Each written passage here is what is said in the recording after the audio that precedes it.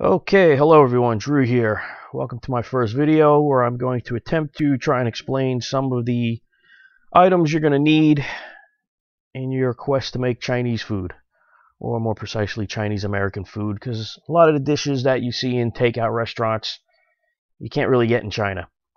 They're sort of half-assed and put together, and especially your takeout joints, they're bastardized versions of the original stuff, if it existed at all. Like chop suey, for example, that is nothing even remotely Chinese. But for the most part, Chinese cooking is pretty easy. The majority of your work is done before the actual cooking. Everything needs to be prepared ahead of time and prepped as far as cutting and all of that stuff. And the cooking process is actually, for the most part, pretty quick. So, starting off in our first slide here, you'll see a whole ton of things.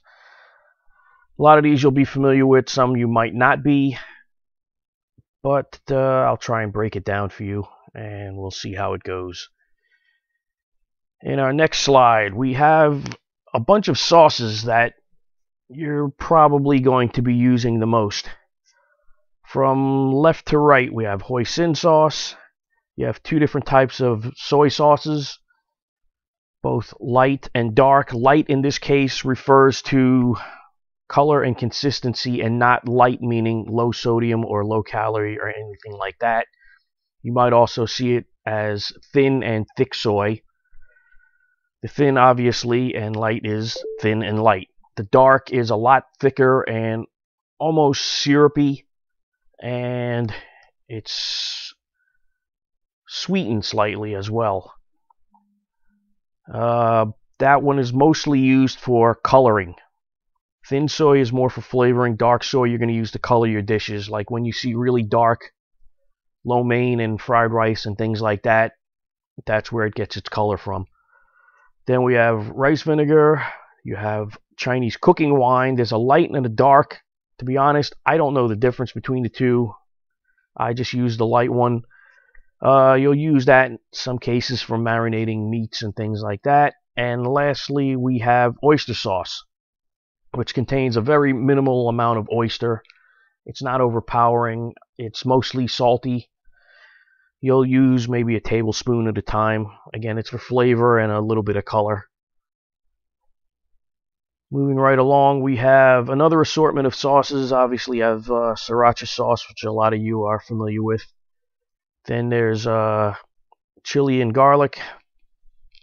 And then we have a couple of shortcut sauces, which are char siu sauce, which you can use to make your own Chinese barbecue pork. And also we have a shortcut to making black bean sauce, which already contains the black beans, garlic, ginger, and some other ingredients. And next to that, we have fermented bean curd, which is a pretty unique thing.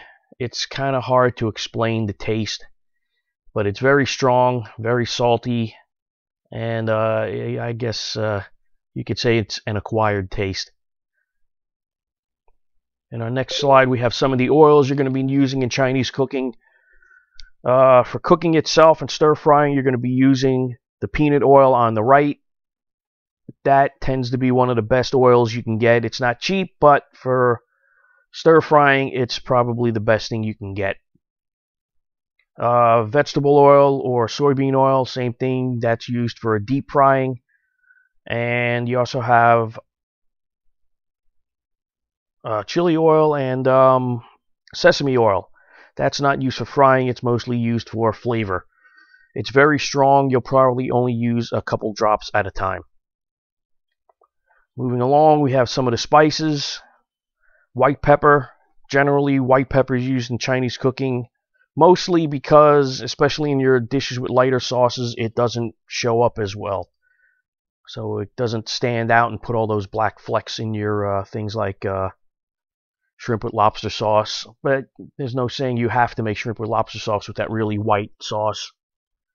Darker is a little better. Most people add soy sauce to it anyway, so. In the middle, you have the fermented black beans. This is how they come out of the container. If you're using them, normally you wet them down a little, let them rehydrate a little bit, and then you crush them up and add them to your when making black bean sauce. And on the right we have 5-spice powder. Don't ask me what the 5 spices are off the top of my head. Let's see. I should have looked this up beforehand, but it's got anise in it and Szechuan peppercorns and I think white pepper. And I'll put in the comments exactly what's in there. Next, we have cornstarch. Cornstarch is very important. You won't be using regular flour to thicken your sauces. In most Chinese cooking, you'll be using cornstarch in a slurry mixed with water to thicken your sauces and gravies, and it's also used in other ways, like binding meat things, like if you're making steamed pork, or like even things like dim sum, like if you're making shumai, which are those little pork dumplings. You add a little cornstarch and it binds the meat together a little better. And also you use it before making things like stir-fry beef or chicken. You coat the meat with cornstarch, and then when you stir-fry it, it adds this nice velvety coating. It's called velvetizing, but we'll cover that later on too.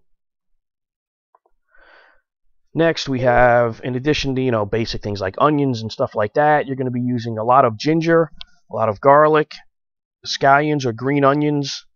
Those I keep in the freezer chopped up, and whenever I need some, I just open the container, throw it in, and they defrost pretty quickly. So that's convenient, keeping it in the freezer like that. And next to them we have shallots, which are not the same as onions, and they're not the same as garlic, and no, they're not a mix of the two. Next up, you have some meat. Obviously, you have chicken breast there. Although certain dishes, I like the dark meat better. It just has a little more taste, and the difference in fat isn't really all that much. On the left, we have flank steak.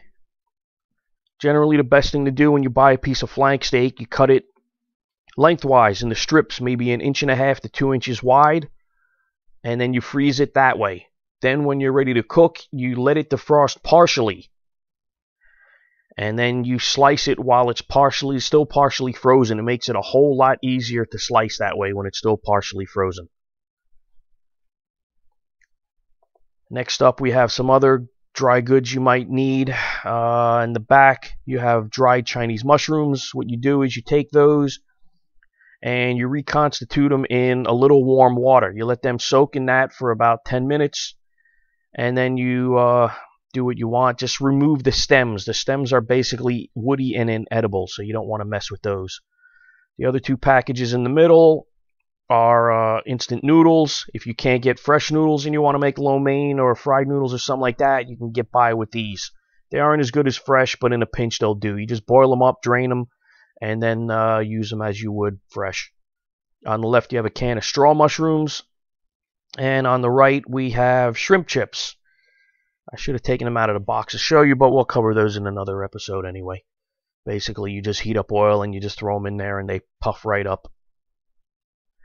And lastly, hardware. This is some of the hardware you're going to need for Chinese cooking. You don't have to have all of these things, but they make it a lot easier. On the left in the back, you have your rice cooker. That's very important. This way you don't have to mess around with pots. We'll cover that more in the rice episode. Below that, you have a wok. In this case, it's a flat bottom wok, which works better on these glass top stoves. The best stove for Chinese cooking and stir frying is a gas stove. And the ones you see in Chinese restaurants, they're like blast furnaces. That's how much flame and heat they put off. It's insane. Your stove cannot come anything close to what their burners put out. Probably the best thing you can come up with is something like an outdoor turkey fryer, if you really want to, try and come close to it. But otherwise, you're not going to come anywhere near to what the BTUs they put out in the Chinese restaurant stove. Honestly, these flat top cooking stoves are not the best, but you can get by. You don't have to use a wok. You can get by with a large frying pan, non-stick if you want. So you don't have to have a wok. You need that spatula that helps the curved edge, lets you maneuver around the wok and not miss any bits along the sides. In the back, you have a Chinese cleaver and cutting board. Cleaver is important. It's used for many functions like crushing garlic. Just flatten it sideways, and we'll cover that in another video.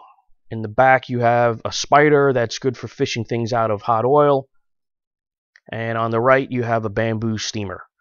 One tip when you use that thing is to keep stuff from sticking to it and to make cleanup easier. You use pieces of iceberg lettuce. Just lay a couple of those down in there and cook your stuff right on top of that, like if you're making dim sum or something like that.